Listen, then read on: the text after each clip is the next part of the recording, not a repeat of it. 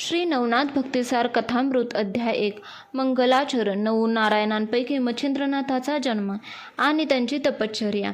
ग्रंथारंभी मालू कवी म्हणतात, कलियुगास प्रारंभ झाला त्यावेळी लक्ष्मीकांताने नवनारायण यांना द्वारकेस बोलावून आणण्याकरता आपल्या सेवकास पाठवले. त्यावेळी सुवर्णांच्या सिंहासनावर लक्ष्मीकांत बसला होता. जवळ उद्धवही होता. इतक्यात कवी, हरी, अंतरिक्ष, प्रबुद्धी, पिप्पलायन, अविह्रोत्र, चमस, द्रुमिल आणि करभाज असे 9 नारायण तेथे येऊन दाखल झाले. त्यास पाहताच हरीने सिंहासनाखाली येऊन मोठ्या गौरवाने त्यास आलिंगन देऊन आपल्या सुवर्णांच्या सिंहासनावर बसवले. नंतर त्याने षोडोपचारांची पूजा केली. तो मोठा समारंभाचा थाट पाहून कोणत्या कारणास्तव आम्हास बोलावून आणले असे नवनारायणांनी हरीस विचारले. तेव्हा त्याने त्यास सुचवले की आपणा सर्वांना कलियुगात अवतार घ्यावयाचे आहेत. जसे राजहंस एका जुटीने समुद्राच्या उदकात जातात त्याप्रमाणे आपण सर्व एकदम अवतार घेऊन मृत्यूलोकात प्रकट होऊ. हरीचे असे भाषण ऐकून ते म्हणाले, जनार्दना, आपण आम्हास अवतार घ्यावयास सांगता, पण अवतार घ्यावयाचं तू कोणत्या नावाने हे कळवावे. त्यांचे म्हणणे ऐकून द्वारकाधीशाने सांगितले की तुम्ही सर्वांनी अवतार घेऊन संप्रदाय स्थापन करून दीक्षा घेऊन उपदेश करीत जावा. तुम्ही कदाचित जसे म्हणाल की आम्हासच अवतार घ्यावयास सांगता असे मनात आणू नका. तुमच्याबरोबर दुसरी बहुत मंडळी मृत्यूलोकी अवतार घेणार आहेत. प्रत्यक्ष कवी वाल्मिकी हा तुळशीदास होऊन येईल. शुकमुनी हा कबीर, व्यासमुनी तो जयदेव व माझा अति आवडता तो उद्धव तो नामदेव होईल. जांबुवंत हा नरहरी या नावाने अवतार घेऊन प्रसिद्धीस येईल. माझा भाऊ बलराम हा पुंडलिक होईल. मी सुद्धा तुमच्याबरोबर ज्ञानदेव या नावाने अवतार घेऊन येणार आहे.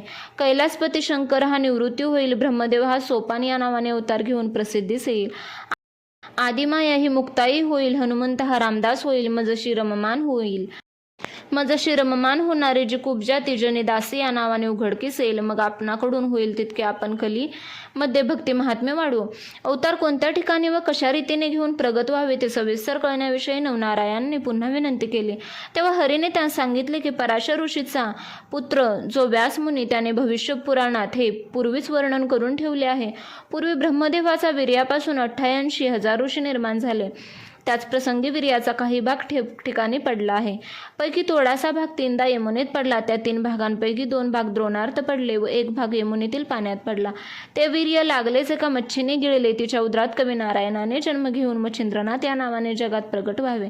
शंकराने तृतीय नेत्रापासून अग्नी काढून जाळून टाकलेला जो काम तो अग्नीने प्राशान केला आहे. यास्तव अंतरिक्ष नारायणाने त्याच्या जठरी जन्म घेऊन जालंधर नावाने प्रसिद्ध व्हावे.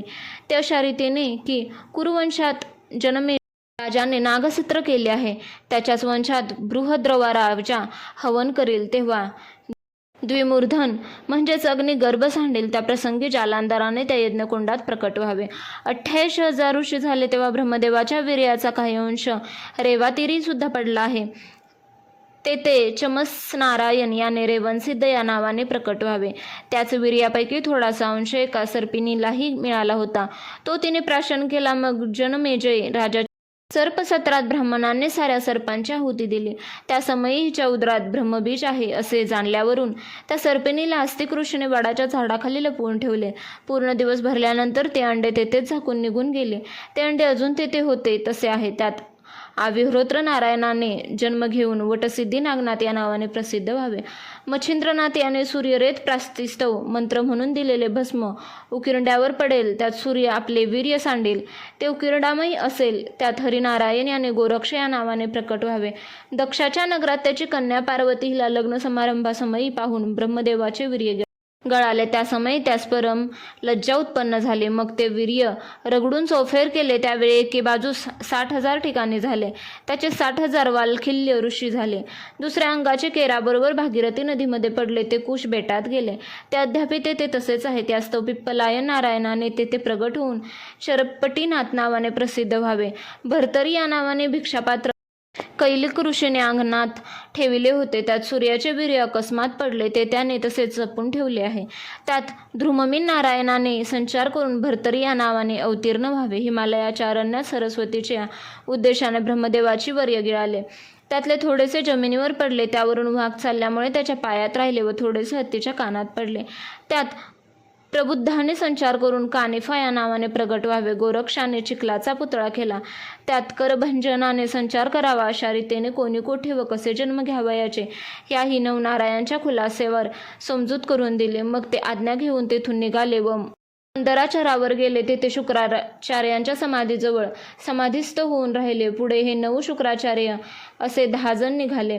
एके दिवशी शिवपार्वती कैलास पर्वतावर असता तुम्ही जो मंत्र जपत असता त्याला मला अनुग्रह द्यावा असे पार्वतीने शंकरास म्हटले.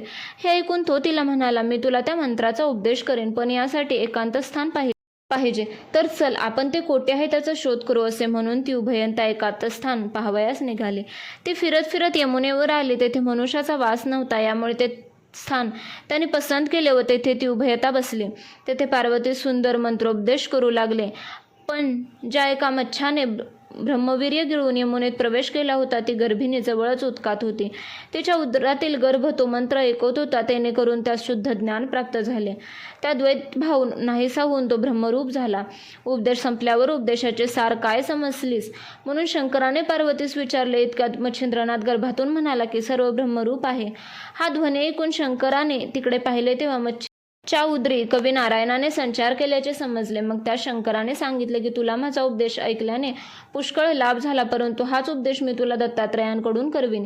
यास्तव तू पुढे बदकिरासाश्रमास ये, तेथे मी तुला दर्शन देईन असे सांगून पार्वतीसह शंकर कैलासास गेले. मच्छिंद्रनाथ मच्छी या उदरामध्ये तोच मंत्र जपू लागला. पूर्ण दिवस भरल्यानंतर या मच्छीने अंडे नदीतीरी टाकून आपण उत्कात निघून गेली. पुढे काही दिवसांनी कित्येक बकपक्षी मासे धरावयास यमुना तटे आले. त्यांनी हे अंडे पाहिले व लागलेच आपल्या तीक्ष्ण चोचींनी फोडले. तेव्हा त्याची 2 शकले झाली व एका शकला ते बालक पाहून त्यांच्या कर्कश रडण्याचा शब्द ऐकून ते भिवून पळून गेले. पुढे तो शिंपला कामिक नावाच्या कोवळ्याने पाहिला. त्यात सूर्यासारखा दित्यमान बालक पाहून त्याचे अंतःकरण कळवळले आणि कोणीतरी साजस या कोमल बालकास मारेल असे त्याला वाटले. इतक्यात आकाशवाणी झाली की हा साक्षात कवी नारायणाचा अवतार आहे. ह्या बालकास तू आपल्या घरी घेऊन जा, नीट संरक्षण कर. ह्याचे नाव मच्छिंद्रनाथ असे ठेव. ह्याच्याविषयी तू मनात कमीपही संशय आणू नको. ते ऐकून कोवळ्याने त्यास घरी नेऊन आनंदाने आपल्या शारदत्ता स्त्रीस दिले व मुलगा आपणाला ईश्वराने दिला म्हणून सांगितले. तिने त्यास घेऊन ते आनंदाने स्तनाशी लावले. तो पाहणा फुटला. मुलगाही दूध पिऊ लागला. मग मुलास नाऊ माखू घालून पाळण्यात निजवले. आधीच त्या उभयंताला मूल व्हावे म्हणून आशा सुटली होती. तशाच औचित पुत्ररत्न हाती आल्याने त्यास अनुपम आनंद झाला. मच्छिंद्रनाथाचे वय 5 वर्षाचे झाल्यावर एके दिवशी त्यास समागम येऊन त्याचा बाप कामिक मासे मारण्यासाठी यमुनेवर गेला. तेथे त्याने मासे मारण्यासाठी जाळे पसरले आणि पुष्कळ मासे त्यात आल्यावर ते बाहेर मच्छिंद्रनाथाजवळ आणून ठेवून पुन्हा जाळे घेऊन तो पाण्यात गेला. ते बापाचे कृत्य पाहून आपल्या मातृकुळाचा नाश करावयाचा उद्यत झाला आहे असे मच्छिंद्रनाथाच्या मनात आले. तसेच आपण असता बाप हे कर्म करीत आहे, स्वस्थ बसून पाहणे चांगले नाही व आस्तिक ऋषीने सर्व प्रकारे उपकार करू जनमेजय राजाच्या सर्पसत्रात नागकुळाचे जसे रक्षण केले त्याचप्रमाणे आपण कसेही करून याचा हा उद्योग बंद केला पाहिजे असे मच्छिंद्रनाथाने मनात आणले. मग तो एक मासा उदकात टाकू लागला. ते पाहून त्याच्या बापास इतका राग आला की तो लागलाच पाण्याबाहेर आला आणि त्यास बऱ्याच चपराका मारून म्हणाला, मी मेहनत करून मासे धरून आणतो ते तू पुन्हा पाण्यात सोडून देतोस, तर मग खाशील काय? भीक मागायची असेल अशा लक्षणाने.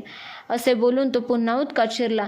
त्या माराच्या तिरी तमसे मच्छिंद्रनाथास फार दुःख होऊन भिक्षेचे अन्न पवित्र असते व तेच आता आपण खावे असा विचार करून बाप पाण्यात शिरला असे पाहून त्याची दृष्टी चुकून मच्छिंद्रनाथ तेथून निघाला व फिरत फिरत बदकिरा आश्रमास गेला. तेथे त्याने 12 वर्षे तपश्चर्या केली. ती इतकी कठीण की त्याच्या हाडांचा सांगाडा मात्र राहिला. इकडे श्री दत्तात्रयांची स्वारी शिवलयात गेली व शंकराची स्तुती करता शंकराने प्रसन्न होऊन प्रत्यक्ष भेट देऊन आलिंगन दिले व जवळच बसवले. नंतर उभयंत्यांनी एकमेकास नवल वर्तमान विचारले. तेव्हा बद्रिकाश्रमाचे अत्यंत रमणीय अरण्य पाहण्याची दत्तात्रयाने आपली इच्छा असल्याचे शंकरास कळविले. मग त्याचबरोबर घेऊन शंकर अरण्यात गेला. त्याच समय मच्छिंद्रनाथाचा उदयाकाल होण्याचे दिवस आल्या कारणाने तो योगायोग घडून येण्यासाठी दत्तास अरण्य पाहण्याची वासना होऊन त्या शंकराचा रुकारही मिळाला. ते उभयता बद्रिका वनातील शोभा पाहून आनंद पावले.